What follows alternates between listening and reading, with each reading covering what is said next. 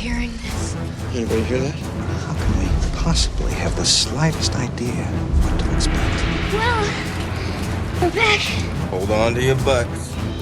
Welcome to the Jurassic Park Podcast. I'm your host, Brad Jost, and we're here to discuss all things Jurassic, including the movies, TV shows, music, toys, and games. In episode 417, we are actually coming out a little bit early this week because we had the opportunity to get an early look at Jurassic World Evolution 3. So a huge thank you to Frontier for getting us early access to see the game, get not a hands-on, but like watch people utilize the game and show us some stuff from the game and get all those details that you want to hear. So please enjoy this very awesome conversation that myself and Tom Jurassic had, kind of reviewing everything that we saw from this early first look. And before that conversation, I did add in a little bit of a preamble of some other things, some recent developments, so stay tuned for that part of the conversation as well. But it's Jurassic June, so you know what that means. Tales from a Jurassic World is out now on the Tales from a Jurassic World YouTube channel and Tom Jurassic's Instagram. So please go support the work over there. But as always, in addition to those places, you can listen to the episodes here on the podcast. So I hope you've enjoyed episodes 1 and 2 so far on the feed. We will have episode 3 coming out very shortly. They do pop up every Tuesday, so keep your eyes peeled for those as we lead up to Jurassic World Rebirth. And this is the final season of Tales from a Jurassic World, so please enjoy it. And of course, while you're listening to this episode, hit us up on Blue Sky to continue the conversation. And as always, please check out our live streams over on YouTube, discussing all of the latest Jurassic news from around the world, Wednesday nights, 9 p.m. EST each and every week. And please, go subscribe to my newsletter. I finally got a chance to go write another newsletter, kind of centering around 10 years of the Jurassic Park podcast from episode 1 till now. It was not a huge piece, but I hope you enjoy every moment of that. And I also did talk about wanting to feel something from Jurassic World Rebirth and the Jurassic franchise. And I think I summarized it well enough. And maybe we'll do an episode on that topic in the future. But and hopefully it comes true for Jurassic World Rebirth. Once you read it, you'll understand. But please go sign up for that. You can do so on JurassicParkPodcast.com/newsletter. But it is time, so let's go ahead and dive into myself and Tom Jurassic's feelings after getting a first look at Jurassic World Evolution 3. We altered the course of nature, unleashed genetic power across continents. Now it is up to us to nurture what we have set free, to find hope within this chaos.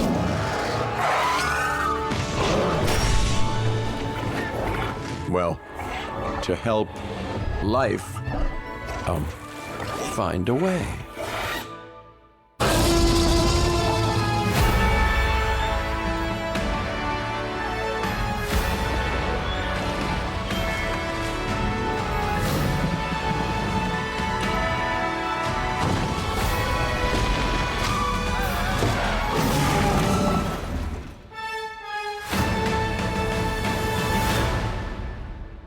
All right, everybody. So before we dive into the full conversation with myself and Tom Jurassic, I had to, of course, dive into the kind of the reaction to the news via the Steam page for Jurassic World Evolution 3 that there is a disclosure here for AI-generated content. Now, I know there's been a lot of discourse going on and a lot of conversation on, Blue Sky and other social platforms and YouTube and places like that.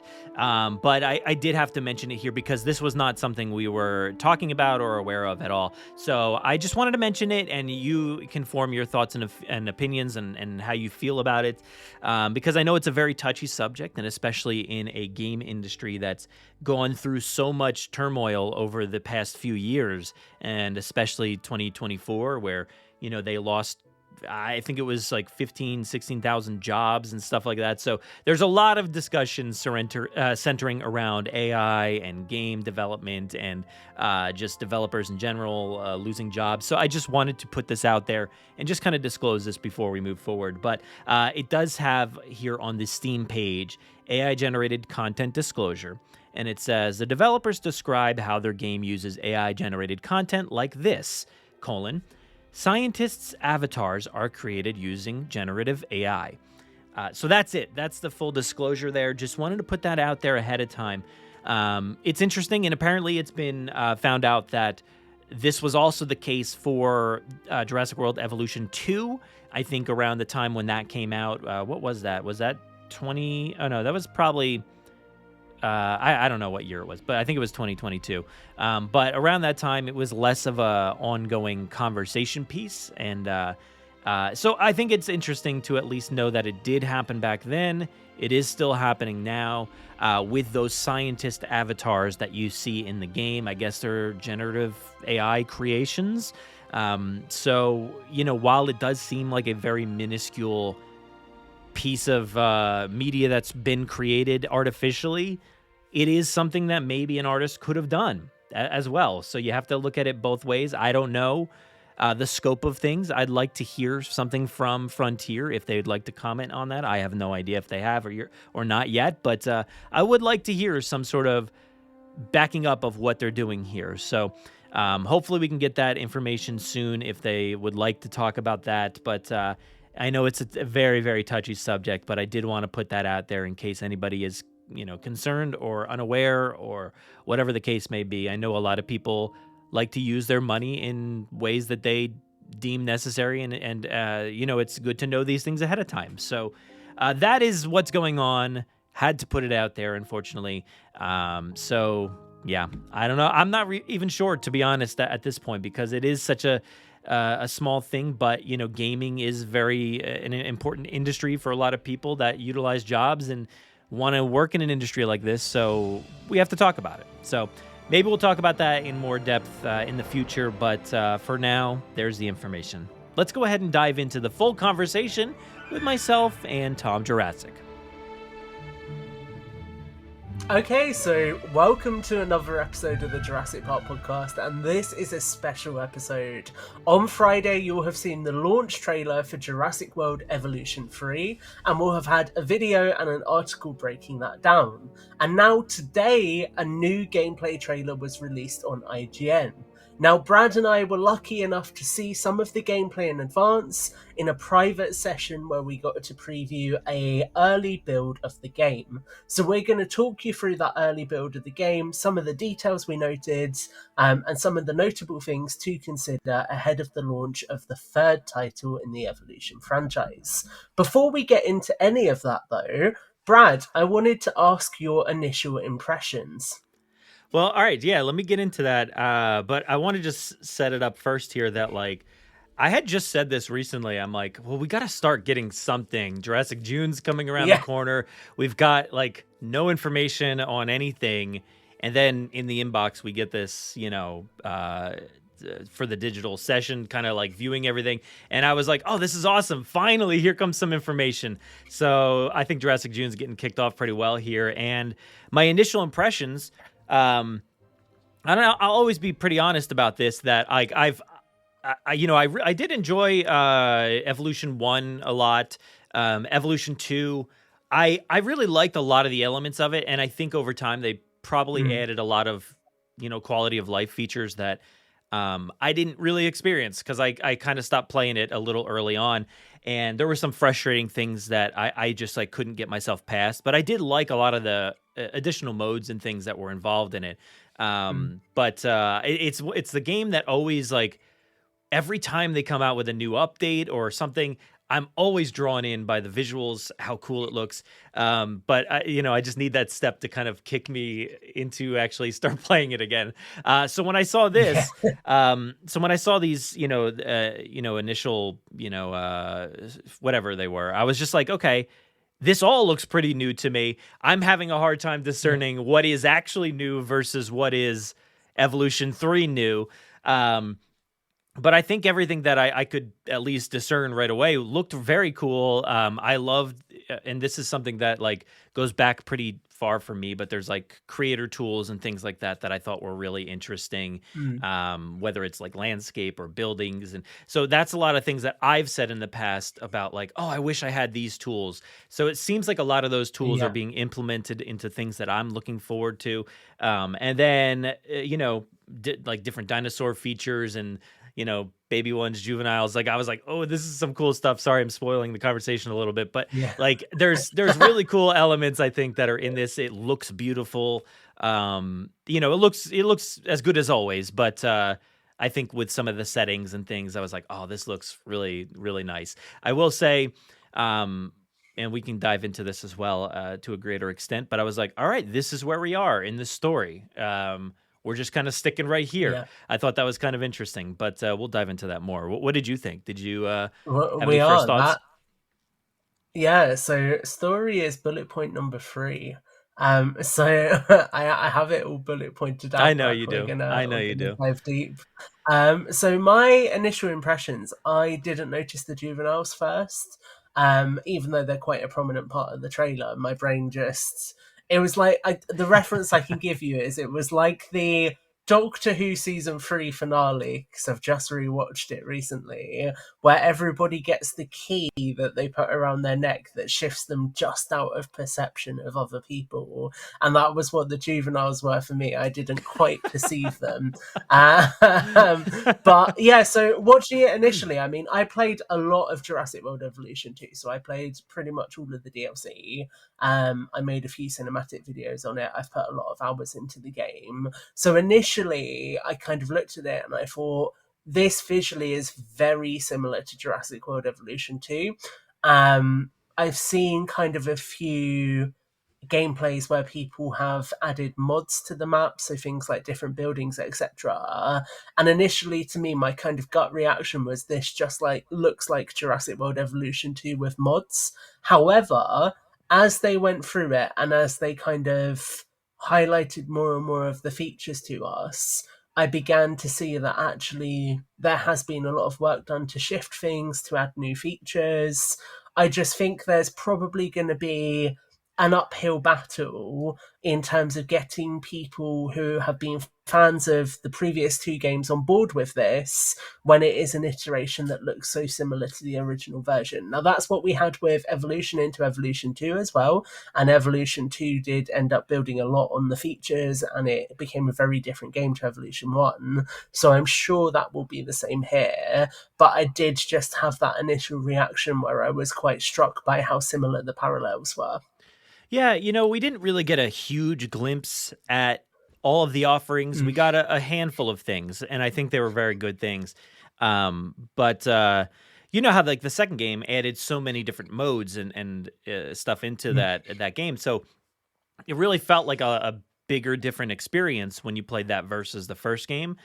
So hopefully we have some of those elements as well in here. Like we've said, there's been some other stuff since we initially watched the footage and stuff, but it's hard to tell when we're recording this right now. But I think I think this one, well, first off, those juveniles, like I saw it right away, and I thought like, oh, there's the baby T-Rexes. It looks like the Lost World, baby T-Rex. And I did have that instinctual thing, like I was like, oh, is this new? Did I miss something along the way? I forget if they've ever added this. So that was kind of my mindset going into a lot of the different features, like all the building and the terrain tools. I'm like, oh, is this new or is it not? I mean, it looks really cool and new to me. So you'll have to kind of walk me through some of those things as well. But yeah. And in terms of what you had said about the audience from 1 and 2. You're going to have to try to really invigorate them, because I think a lot of people have been looking for other kind of games. I think Evolution has been really, really fun and awesome for a lot of people. And, for like photo modes and stuff like that, it's been really exciting to see like what people can create. But I think, a lot of people are expecting new ground, new territory. So when this kind of looks very, very similar, it's going to be interesting to see what the what the conversation is surrounding this one. But I think, yes, it looks Yeah. really cool. It looks really awesome. I need to see that little bit more that'll entice, that or what's going to entice everybody into the scene again. Yeah, I'm exactly the same on that. But I mean, for those of you who are already enticed, we do have some launch details. So it has been confirmed that this game will release on Xbox Series X and S. It will be on the PS5, Epic Game Store, Steam, and new for this release on Windows as well.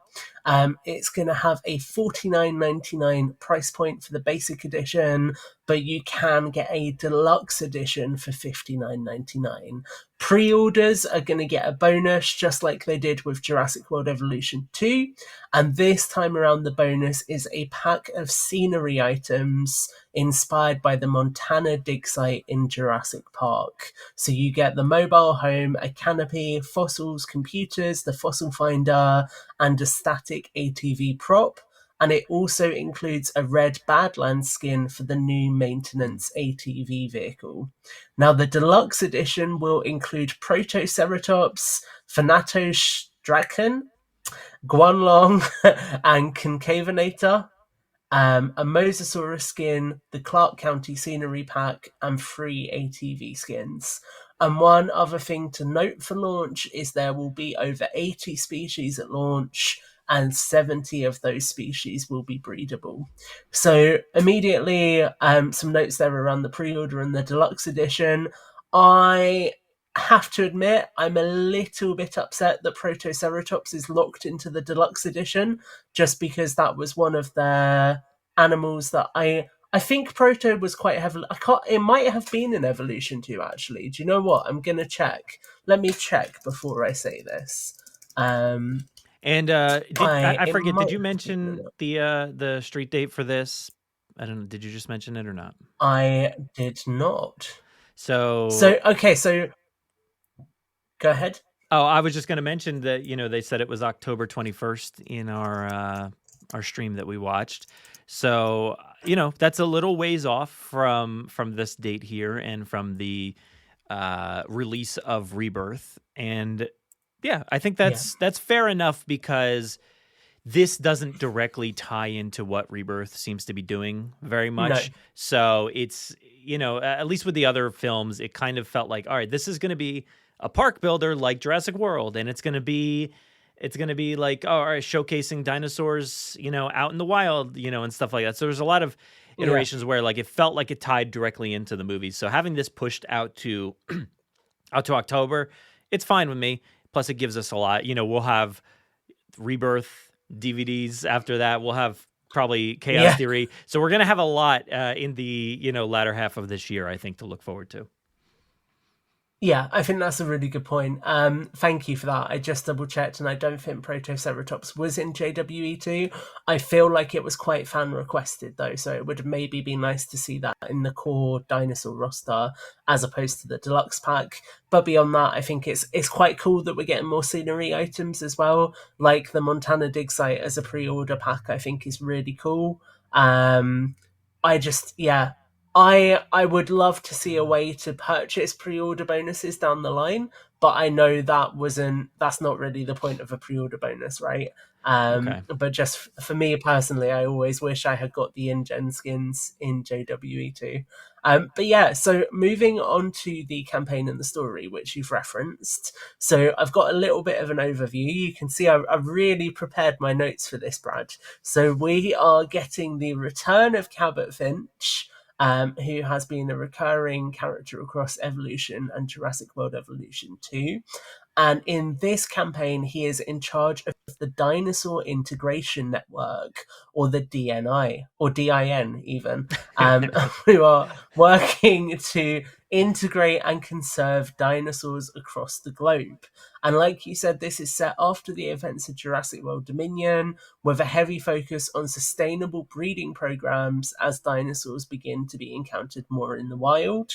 Dr. Ian Malcolm will return, and we will be playing in locations in Malta, Japan, China, Indonesia, the Dolomites, Nevada, Hawaii, Montana, and the Azores mountain range. And obviously some locations will feel more connected to the franchise, like the Dolomites, where we're likely to see Sanctuary again.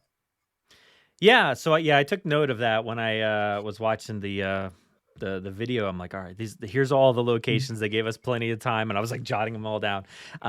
Yeah. And you just said that is Montana, it's locked behind a pre-order, so if you don't pre-order, you won't get that location? No. So you get the Montana map.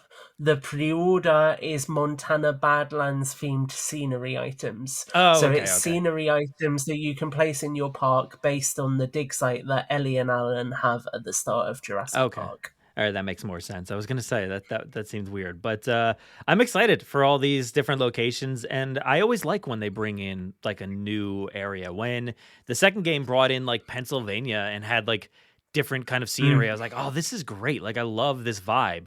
And I think for Japan, that's going to be really cool because we've got these like cherry blossom trees and mountains, and everything looks like really beautiful in that scenery. So I thought this is going to be really, really cool. So glad to see that. We didn't see all of the locations. I think, we had seen like Malta and Japan, maybe something else. Yeah.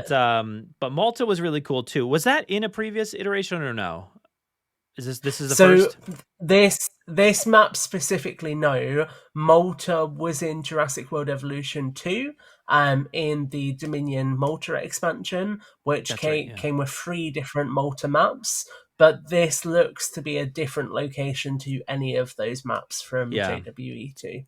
And I think this one was like really fascinating, but just because of the multi-level aspect of it all, it looked so awesome. Yes. And that's definitely we're going to talk lots about that. That's a feature that I was looking forward to. So I think they're utilizing these locations in really beautiful ways and giving them new identities based off of that terrain and everything. So yeah, I think I'm really curious to see more of that. Like, I'm curious to see China and Indonesia.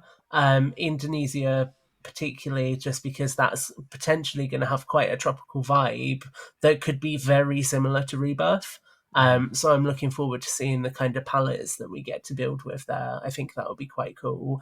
And I think it's safe to assume that you'll be able to build on these maps in sandbox mode, because you could build on all of the campaign maps in Jurassic World Evolution 2 as well. So let me ask you, when you go to Hawaii, is it just going to be Nublar? Are you just going to be like, is this the same as Nublar? Can you imagine, right? Imagine if the Hawaii map is really meta and it's like Koala Ranch wants to build a new Jurassic World themed attraction where the Jurassic World film was made. Dude, that would be so great. Yeah, I think having like little, which I don't know that they would do, but like having these like little like ancient kind of artifacts of filming locations would be kind of really cool to see, like, just covered over something or other. It would be fun to have that, but I doubt that'll happen. But I look forward to what that location will be. Yeah, I think it's going to be cool. So, I mean, alongside a new campaign comes one of the most fan-requested features that we've already touched on, which is the inclusion of juvenile dinosaurs. And expectedly, they took quite a bit of time to talk us through this. They confirmed a few things, which I'm going to run off now before we discuss this, which is firstly, sexual dimorphism is in the game. Male and female dinosaur species have got different designs, so you'll be able to see that difference across the models. The dinosaurs themselves have got access to a new structure, which is a nest that they can use to breed. And dinosaurs are going to have different nesting preferences. And an example they gave was the T-Rex is not going to want to nest in public. Traits like colours are going to be passed down through dinosaur generations, and dinosaur fertility will decrease over time. So basically, you need to get your dinosaurs at it as soon as possible. In the hatchery, you can set up breeding programs with scientists, and this in turn will create appealing juveniles which carry forward their appeal into adulthood. So when we talk about appeal, this is the park visitor appeal that is already in the Evolution games. And what this will do is create assets that have a degree of infamy. So in other games, for example, when the dinosaurs won a fight and they survived a fight with another dinosaur, their appeal would increase. So it will be a very similar system. But the caveat here is that this can be passed down the generations, and you get a bonus if a dinosaur that has been raised as a juvenile into an adult then has a juvenile itself. So the whole idea there is creating attractions that are entirely wild-bred dinosaurs. So, Brad, what did you think about the fact that this was such a heavy focus here? Yeah, I thought this was awesome because I always like seeing different sized dinosaurs. So I wonder, we only saw like really small ones. I wonder if it will be like if you ever play like The Sims or something, they just kind of like pop and it's like all of a sudden it's just into a young adult or whatever. So it just kind of happens. I wonder how that will look as you play the game, but they look incredibly cute. The different like features that they have, like they're running around playing, they go hang out with their parents at some points. There's a lot of really cool features. I like that you need to like think about your placements and your food sources in a different way. You have to put stuff lower to the ground, for whatever type of dinosaur they are.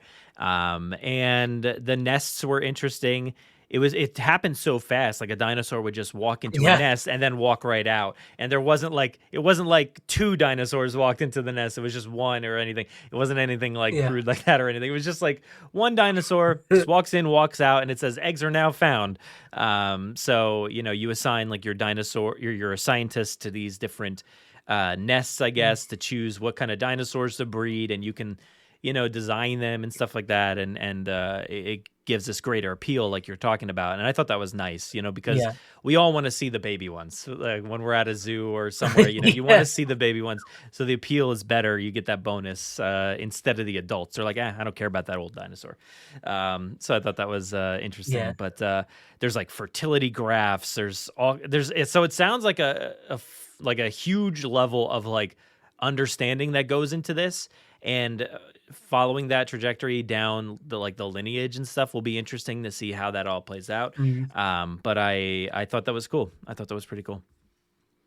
Yeah, I mean, I think it's clear that there's going to be a lot of management elements to it. One thing that was quite cool that they referenced was that actually when you hatch dinosaurs now as well, so if you're not wanting to breed them, if you're wanting to hatch them, you can actually preview what all the patterns and things look like before you hatch them now as well, which is quite a nice focus, I think. So there's really a big kind of emphasis on having choice with creating your dinosaurs and being a lot more involved in creating them, which is quite cool. It almost makes me... They had like a 3D like hatchery where you could kind of like zoom it around and stuff. I thought that was nice. It makes me feel like this is going way more John Hammond. We're being there at like the birth of every velociraptor. Yeah, and getting to see the difference between the male and the female, like directly up close. They showed us, I think, a Triceratops or something, and you could see the frill was, a bit different on the male versus the female. So. Yeah, no, that was really cool. And then alongside that, so juvenile dinosaurs are one new feature, but another new feature is the fact that there's been even more park management added. So we now have the introduction of maintenance teams and also security cameras. So maintenance teams take on the role of repairing broken down structures, whereas in previous games, your ranger teams would have been your kind of catch-all. This time around, they're really giving different groups dedicated roles, so kind of building on what they did with the MVU in Jurassic World Evolution 2, and they have confirmed that the veterinary teams are going to be returning. Maintenance teams drive around on ATVs, and we can use them if we want, and they are connected to supply posts. So you're going to need to place supply posts around your island to make sure that all of your buildings, fences, etc. are within the radius of them, very similar to other radius-based buildings that you can already place in Evolution 2, and basically that just ensures that your maintenance teams will carry out any repairs that are needed. Now, in addition to that, you also have security cameras, and these let you watch dinosaurs and take action when they break out, and they, very similar to the ranger posts that we had in Jurassic World Evolution 2, are connected to a helicopter if a response is needed. So, I mean, Brad, how do you feel about them adding in more management elements like this? I'm very scared. I'm very scared because this is kind of where I get a little lost at times. I'm like, boy, there are a lot of things I have to do. It's a lot of work to set up all these different, outposts and different teams and assign, scientists and now maintenance and security. There's a lot of different assigning of roles here, and I hope it's streamlined to its best ability. Maybe they drop some of the features that were picked up in previous iterations and kind of stick with one or something like that. Hopefully it kind of makes it a little bit more streamlined, but I did like the idea of the security cameras and stuff, kind of having that like viewpoint arc. Like if you were to put a viewing tower in, you would have that triangular kind of thing where you can see what the view is. And it was very similar to that. And being able to, which I think in addition to the terrain choices as well, it makes maybe a lot of the park management hopefully a little bit easier, I think. And we'll get to that later. But being able to scan like just this little portion of a fence and then assign like a helicopter to that, hopefully, it'll rein in the chaos of your park a little bit, because sometimes it gets so out of control, and then to have to like refill this or redo that and then have to worry, is this gonna work the way I want it to? I gotta wait and see, I guess, on a lot of that, but I look forward to at least attempting to get a handle on all this. It seems to me like they're trying to automate a lot more of that process. So whereas previously in Evolution 2, if you had a bunch of fences that were broken, you would have to manually assign your rangers to go and fix them, or you'd have to go and fix them yourselves. Whereas now it feels like these ATVs, kind of like the resupply of the rangers with the feeding stations in Jurassic World Evolution 2, they'll basically just be going around constantly repairing any damage and that kind of stuff, which is quite nice, I guess, to your point, for players like you who maybe are not so hands-on with the management side of it. It makes it a bit less daunting if you can automate more of that. Yeah, I like that. It does remind me of the old school techniques. Like I just recently picked up Roller Coaster Tycoon, on the Switch, and being able to assign your like janitors or whatever they're called in the game, like to this path and only this path, and that they're gonna go clean up that vomit somewhere, or they're gonna go cut that grass in this area. I think it's gonna work well like that. So hopefully it makes a lot of the management like easier for me. That's what I'm hoping. Yeah, I think it will. Something else that's got easier and also more complex at the same time is scenery and buildings. So with scenery, firstly, so we're not talking terrain, Brad, we're talking scenery in the sense of your aesthetic additions to your parks, your benches, your bins, crates, all of that kind of stuff. And there are now no more restrictions on these. So whereas on Jurassic World Evolution 2, they had this annoying border box where you couldn't place items next to each other in close proximity, that is gone now, and you can clip items, you can do whatever you want to really have control over your own scenery. And in the build we saw, it actually meant that somebody had used a bunch of building pieces to make like an arch over the top of the ranger station that the car then had to drive through, which was really cool. So already that's a really nice flavour for what you'll be able to do. But even more so than that, buildings and prefabs are now modular. So the prefabs we all know and love are back in the game, but with a twist, which is if you want to edit them yourself, you can build your buildings from the ground up, and you can choose from walls, doors, windows, and other aesthetic pieces like roof overhangs, fossils and skeletons. There are even some static dinosaur models, all to really make your buildings feel unique and feel your own. And I mean, for me, I feel like this is a massively innovative feature that is going to make every park feel different. Yeah, this was pretty wild. Like this is something that I've been really wanting from this game, the ability to make it look as Jurassic or as whatever you want it to. Like, I think that's the cool part is you can really hone in on what you want your vibe to be on this park, and it's gonna be interesting because I'm getting vibes of like the Legend of Zelda, like Tears of the Kingdom, where like I watch online and I'm like, dude, they created some incredible like design. Yeah. Was it that game? Yeah. Breath of the Wild was the first one. So the second one, you could like design all these different things and vehicles and whatever. And I'm like, when I got to the game, I'm like, dude, I can put two sticks together. I can do that. So I'm getting vibes of that where like I can see like how awesome it is. They actually, put down like a pre-made building and then edited that and showed how you could take away the wall. Like you could change the color. You can move handrails or whatever you want. Literally every aspect of it was changeable. And it was funny because it starts as just like a gray box with a door, and that was it. It's got like a little food logo or like a hotel logo or whatever it is. And is that going to be your park, Brad? Just the gray box? Just gray buildings. But like, that's what I'm afraid of. I'm afraid I'm going to get in the game and be like, dude, I can't do this. I can't design, or my aesthetic eye, like I think I'll look at it and be like, I can make something really cool, and then cut to 3 hours later and it's just like four walls and it looks horrible, and I'm like, oh my god. So I don't know. To satiate those fears a little bit, the modular buildings will be coming back. So the buildings you had in Jurassic World Evolution 2 will be in this game as well. And if you wanted to, you could entirely just use them. So the feature to make your own buildings is something that's there as the next level, but you'll still be able to play the game like you could JWE2.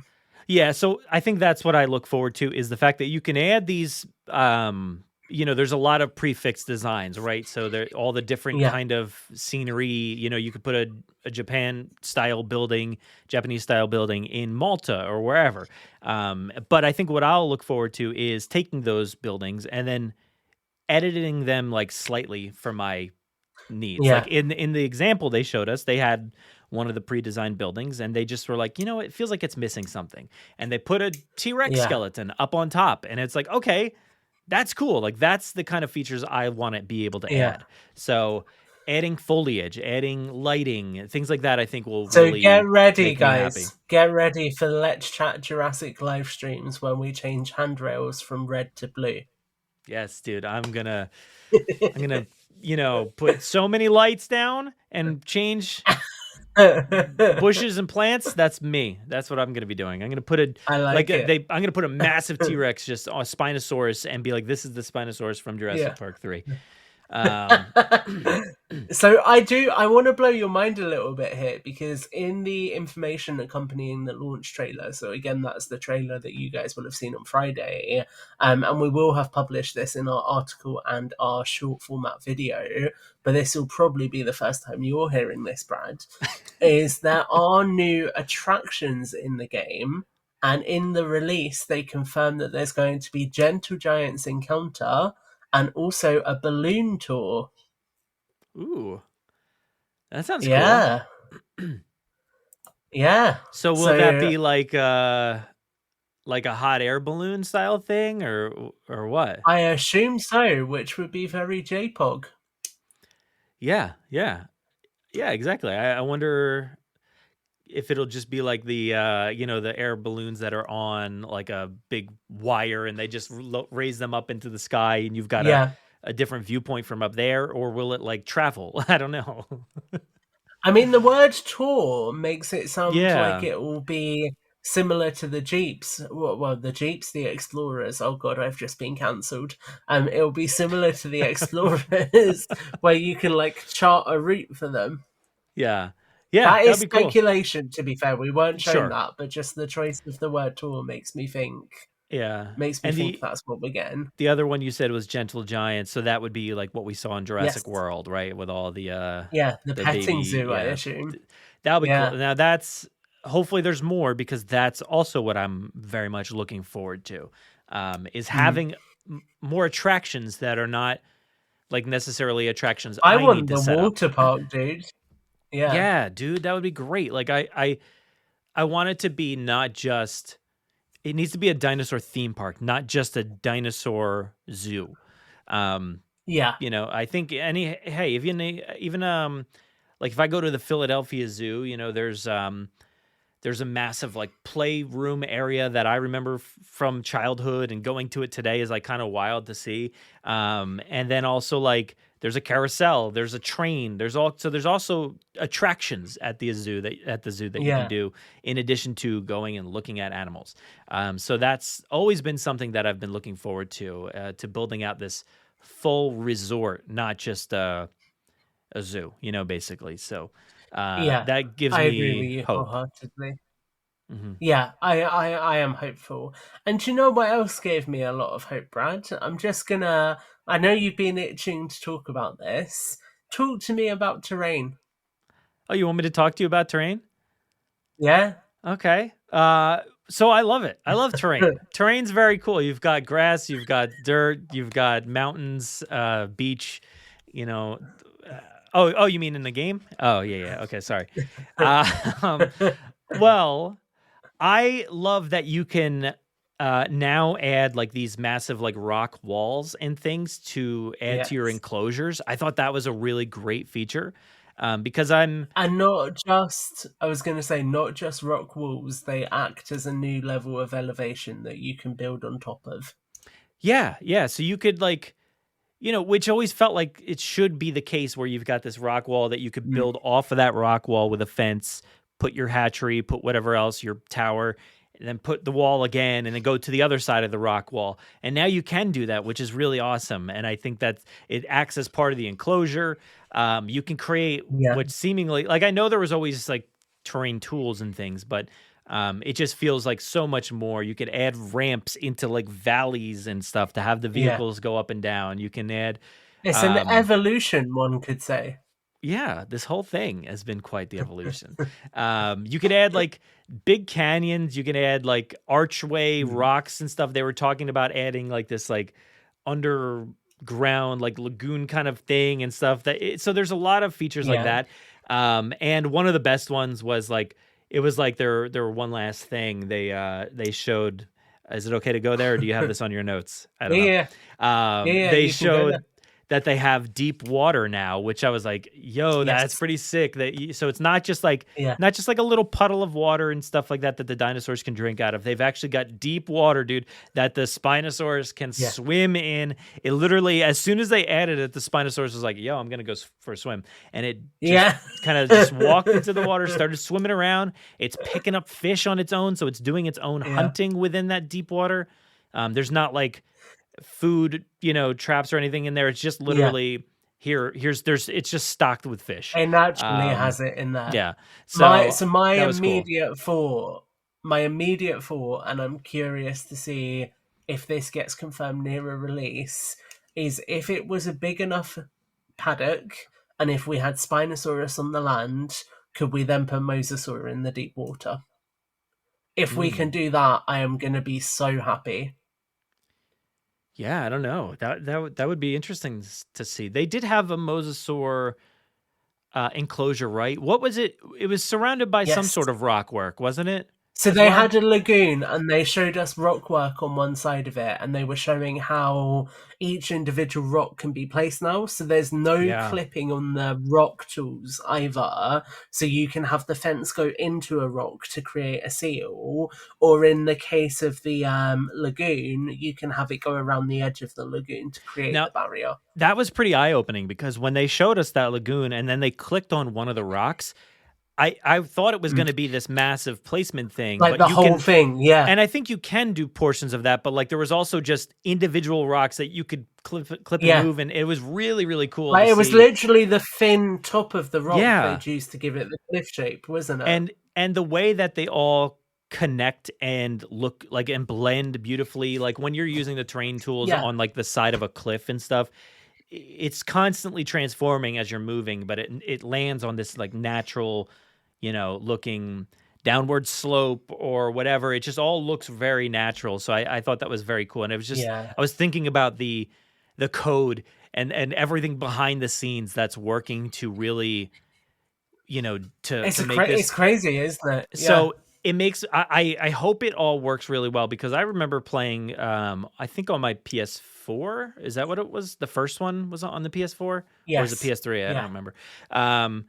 And I remember, I think it was on both. I forget what system I was on at the time, but I remember getting to the point where like I would have my Jurassic World era park fully built, and it's starting to shudder a little bit. And I'm like, oh man, I've got a lot of things placed in this park, whether it's, you know, the fences, the dinosaurs, everything. Every one of those things has a little bit of motion and movement. So it's making my, you know, system work extra hard. So now we've got individual rock work that you can massively put all over the map, walls and terrain and different stuff. I hope it's like very much streamlined, where you can kind of set all of this stuff, have all of your dinosaurs, have movement all over the park with the humans and stuff walking around, and it still operate at a good level. Yeah. So I think it's going to be absolutely fine. I think the advantage of this is that it's next gen consoles only, or well, current gen now. But it should perform really well. And there is an additional feature that I wanted to touch on, which is the fact that you have got a bunch of control over other elements like the scenery as well. So scenery, for example, you can rotate it still, but you can now scale it. So you could take a really small rock and make it massive if you wanted.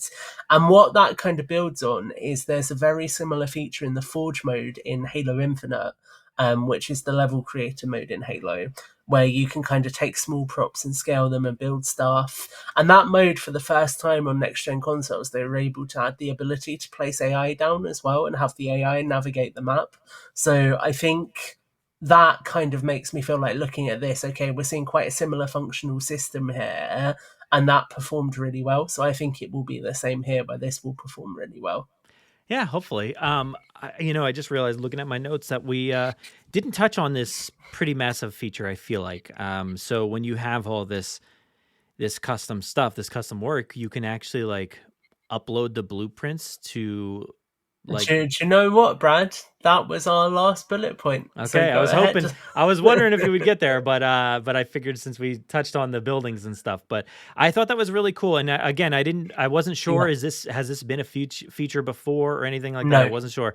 So but I did think it was really cool, the fact that you can, you know, create in my world, you can create a building with 4 walls, and I could upload that to a server, and then you can use my building with 4 walls. But you know, people like you, Tom, or other creators out there can create some really incredible like buildings and parks. Like you could, whatever it is, you can create them all, and you could upload them for the community to see, but not only just see, but like use them in their parks. Like I could take your building. Yes. I could take your building. I could go to your park. Like that stuff was really This is the massive. thing that gets me so excited, because I just remember during Evolution 2 really wanting to visit Connor Ontology's park when he was doing the film accurate Isla Nublar, and now being able to visit stuff like that and like go into somebody else's map, do a cinematic tour of it, create a really cool video of it. That's just really exciting. That's a level of community content that we haven't had before. I got a video idea for you. All right. So here you go. You see my park, right? You see it, you click on it, you go in, and then you're like, and the cinematic, oh, wow. I can tell you what the cinematic would be, Brad. What would it be? The Jurassic World gates opening, me stepping through, turning around and going back out the gate. Oh no, I was thinking you actually walk in and you see how impressively dumb it looks, and then you add over that you know, with the like a harmonica sound or whatever that thing is of the Jurassic Park theme, and that would be what you get when you walk into my park. It's a building with 4 walls, but each wall is a different color and a different texture. Yeah, I love modular design. I can do it. But yeah, I think that's a fantastic feature though, and something that you know, I really look forward to. So they had added that to what was the game? Animal Crossing. No, I don't know. Maybe it's in there. But Animal Crossing. So when we were playing Animal Crossing back in like 2020, there was a time where like you wouldn't be able to go to anybody's park, but then they enabled the online feature where you could go and walk through their, not park, but their island. And I was like, this is so much fun being able to visit other people's places. So I look forward to that. Yeah, no, I think it's going to be really cool. It's a really welcome addition and something that people have wanted for a long time. On that really brings us to a close in terms of what we saw. Do you have any other thoughts about the game, Brad? Yeah, well, let's just say, I'm interested in the story and, the timeline of this being set narratively just after Dominion. And, again, like we've talked about it a lot within the context of Rebirth about like, where does Rebirth lie in all of this canonical, timeline of events? Yeah. And like, what does it mean for the ongoing story of like the Jurassic World saga? And not that I would say it's the rebirth of it all, isn't it? It is. And not that I would ever consider like these video games to be canonical by any means. But, I like to see where they go and see how they tie into that world. So this is like narratively untouched ground. Like we don't have anything in this time frame. Now maybe we will, who knows if we get anything with Chaos Theory, but for now, this is the only outlet we have to cover post Dominion. I think that's really cool. Having Cabot Finch back will be interesting to see what he does. Having Dr. Ian Malcolm back, I don't know, will we get other characters? Because there's always a lot of other characters involved. Whether it's Henry Wu or I think Claire and other characters like that. I'd love to see some of the original cast of Evolution come back. Like the scientific lady always stuck in my mind as a really well played character. Yeah, I don't know. I'm just interested to see what they do. I, for some reason, am seeing now that I wrote Jeff Goldblum in my, I guess I didn't type the B. So that's an impression I'm going to really have to work on. Can you go ahead? Give it a go right here.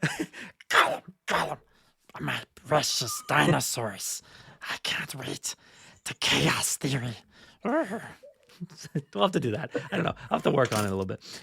It didn't sound like Gollum, but it did remind me of something. Oh, it didn't sound I feel like Gollum? like it reminded me of a character from. It reminded me of a character from the Clone Wars, but I can't think of which one. Oh gosh, I don't know. See, there's that general area is like I feel like you could fit a lot of characters in there. You could fit a Stitch, you could fit a Gollum, you could fit a lot of things like in that little range. Do you know what? That was very much a Stitch impression. That was very much Stitch. Yes, I take place on Hawaii, and you can come visit my park because we are family.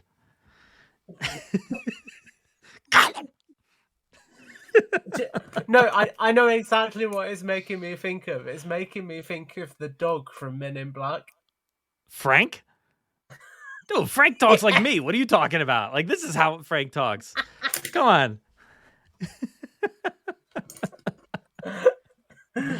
Anyway, while we're talking about the main character in Tales, see, man, I could have been something great. But we did have the mention of like there will be other supportive characters and non-supportive characters. Yes. So I was interested by that little quote. But yeah, so hopefully we'll we see Ramsey back. This could be the way we see more Ramsey. Yeah, I mean, was there ever like a Kayla Watts or anything like that in the other game? I don't know. In the expansions? I don't think so. Maybe she was in Malta. I could see something like that happening where, she pops into the storyline here. And Ramsey would be interesting to see what he's up to post, all of this. Maybe there will be some conversation about like, Senate hearings or things like that as far as what the world is capable of doing with dinosaurs. It's funny to have this serious conversation after I did those stupid voices a second ago, but yeah, so. What I'm really hearing is Frontier, if you are watching this, there is a very talented voice actor who can voice like the janitor of the parks in this game, Yeah. please give him a role. Well, I need help emptying the trash around the park. Please give me a hand. Anyway, I did like that the Why does that sound like Herbert? Oh God! oh wait, who's that? And I'm not saying it on this shit. From Family Guy? Yeah. No. He's got like a little he's got like a lisp or something like that that's in there. This was Hank Hill, man. I was doing the Hank Hill. Hey, Bobby, dang it. You're going to go ahead and empty my trash around my park. Anyway, the last thing I wanted to mention was the at the end of the session there was a little slogan on the end of the screen, and I didn't know if that had been involved before. But I'll bring it up to you, but it said, help life find a way. I thought that was kind of interesting. I don't know if that's been included before. Has that?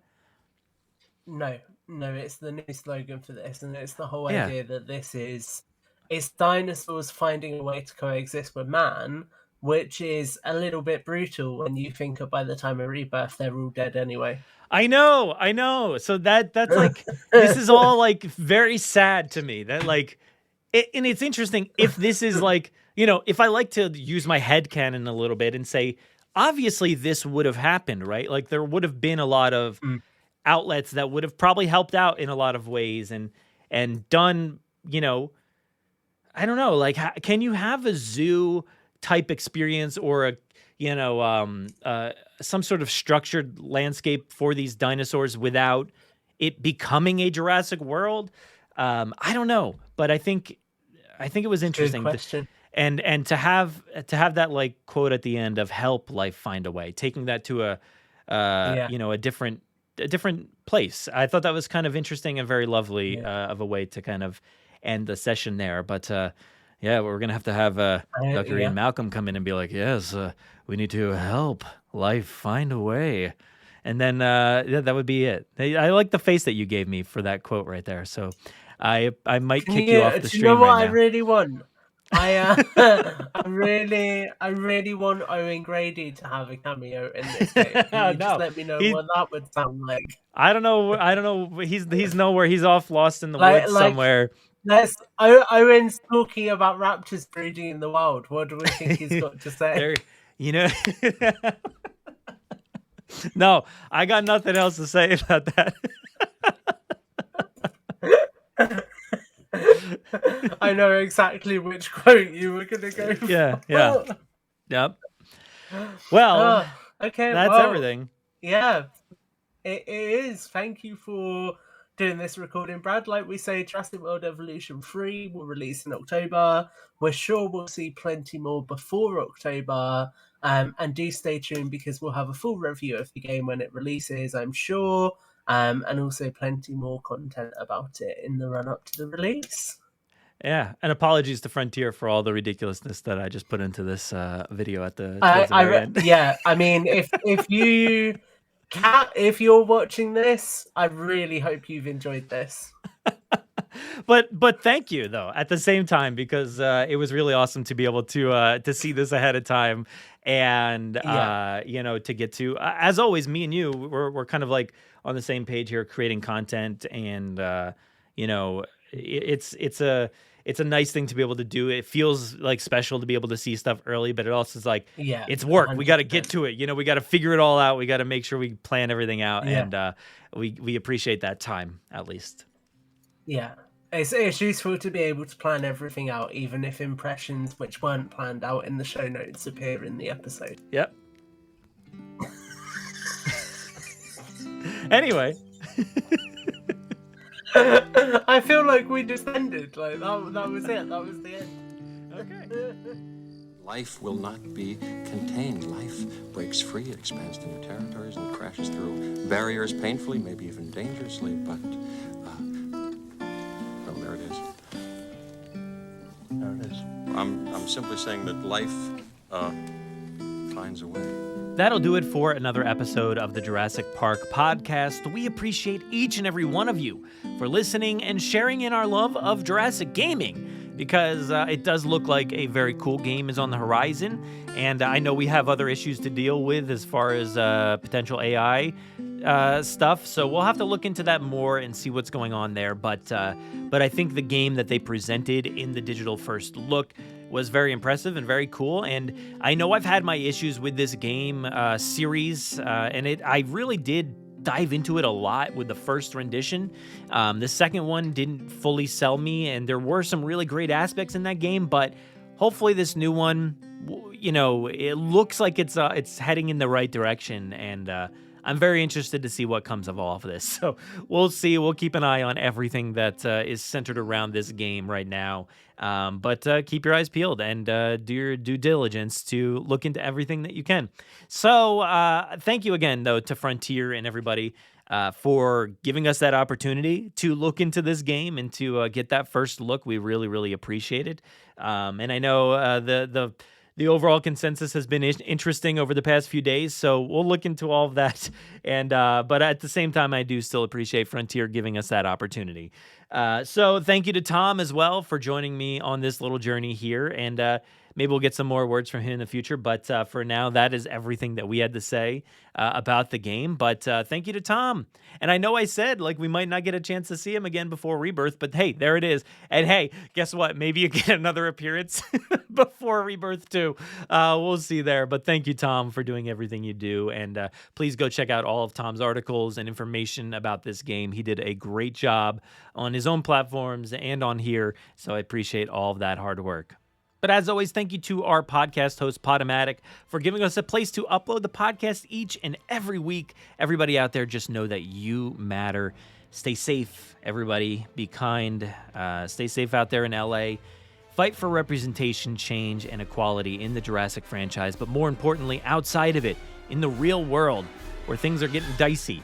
It's especially needed these days, so let's make sure to make this world a better place. I'm going to go ahead and hand things off to myself for the outro. Take it away. Saddle up, let's get this movable feast underway. Continue the conversation with us on Threads and Instagram. Watch our content on TikTok and YouTube. Find us on the web at JurassicParkPodcast.com. You'll find today's episode show notes, articles, contributor bios, and so much more.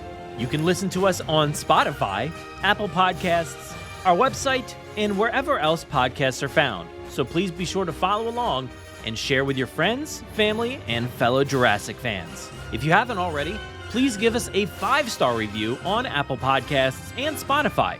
We will read your Apple reviews at the end of most episodes, so be sure to spare no expense. Don't miss our Wednesday night live streams, toy hunts, reviews, in-depth bonus content, gameplay, event and theme park coverage on our YouTube channel.